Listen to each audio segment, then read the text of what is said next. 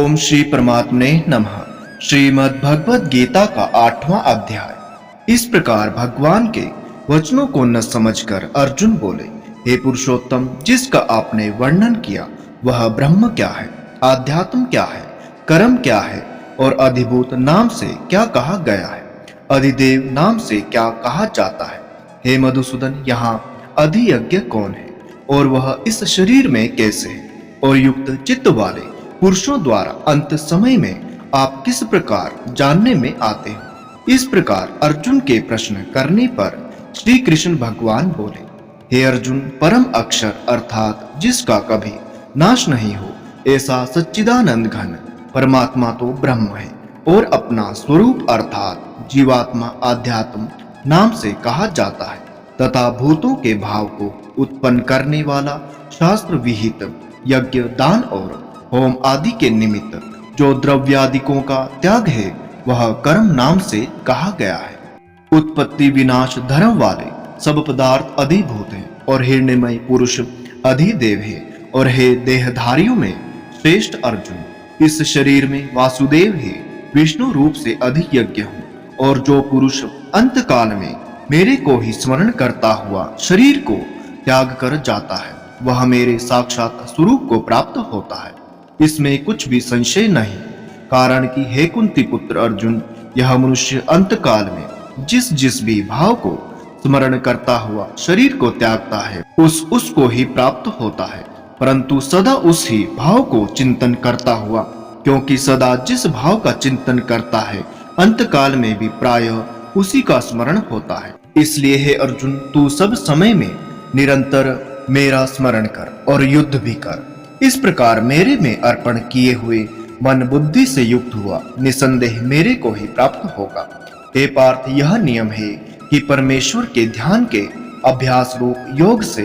युक्त अन्य तरफ न जाने वाले चित्त से निरंतर चिंतन करता हुआ पुरुष परम प्रकाश रूप दिव्य पुरुष को अर्थात परमेश्वर को ही प्राप्त होता है। इससे जो पुरुष सर्वज्ञ अनादि सबके नियंता सूक्ष्म से भी अति सूक्ष्म सबके धारण पोषण करने वाले अचिंत्य स्वरूप सूर्य के सदृश नित्य चेतन प्रकाश रूप अविद्या से अति परे शुद्ध सच्चिदानंद घन परमात्मा को स्मरण करता है, वह भक्ति युक्त पुरुष अंतकाल में भी योग बल से भ्रिकुटी के मध्य में प्राण को अच्छी प्रकार स्थापन करके फिर निश्चल मन से स्मरण करता हुआ उस दिव्य स्वरूप परम पुरुष परमात्मा को ही प्राप्त होता है। हे अर्जुन, वेद के जानने वाले विद्वान जिस सच्चिदानंद घन रूप परम पद को ओंकार नाम से कहते हैं, और आसक्ति रहित यतनशील महात्मा जन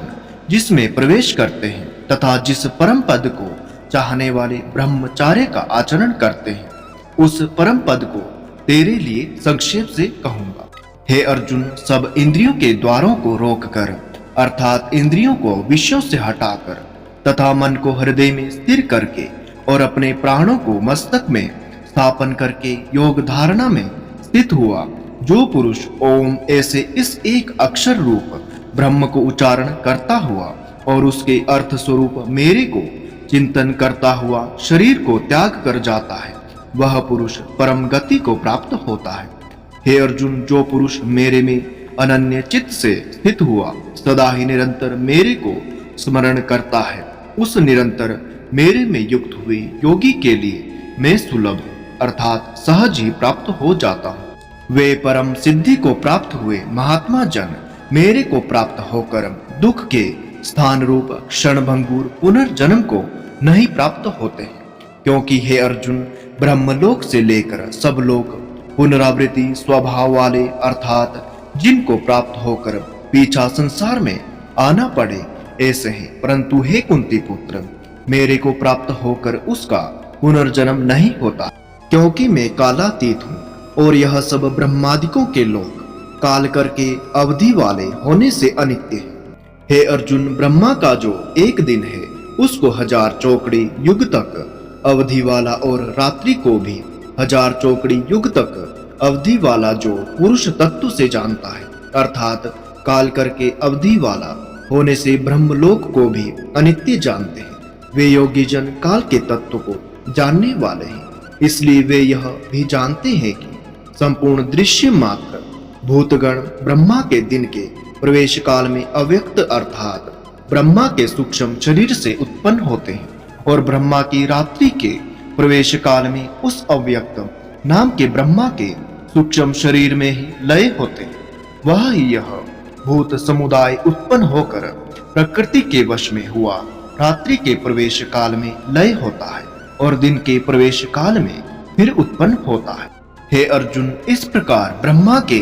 100 वर्ष पूर्ण होने से अपने लोक सहित ब्रह्मा भी शांत हो जाता है, परंतु उस अव्यक्त से भी अति परे दूसरा अर्थात विलक्षण जो सनातन अव्यक्त भाव है वह सच्चिदानंद घन पूर्ण ब्रह्मा परमात्मा सब भूतों के नष्ट होने पर भी नहीं नष्ट होता है। जो वह अव्यक्त अक्षर ऐसे कहा जाता है, उस ही अक्षर नामक अव्यक्त भाव को परम गति कहते हैं तथा जिस सनातन अव्यक्त भाव को प्राप्त होकर मनुष्य पीछे नहीं आते हैं वह मेरा परम धाम है। और हे पार्थ, जिस परमात्मा के अंतर्गत सर्वभूत हैं और जिस सच्चिदानंद घन परमात्मा से यह सब जगत परिपूर्ण है वह सनातन अव्यक्त परम पुरुष अनन्य भक्ति से प्राप्त होने योग्य है। और हे अर्जुन, जिस काल में शरीर त्याग कर गए हुए योगी जन पीछा न आने वाली गति को और पीछे आने वाली गति को भी प्राप्त होते हैं, उस काल को अर्थात मार्ग को कहूंगा।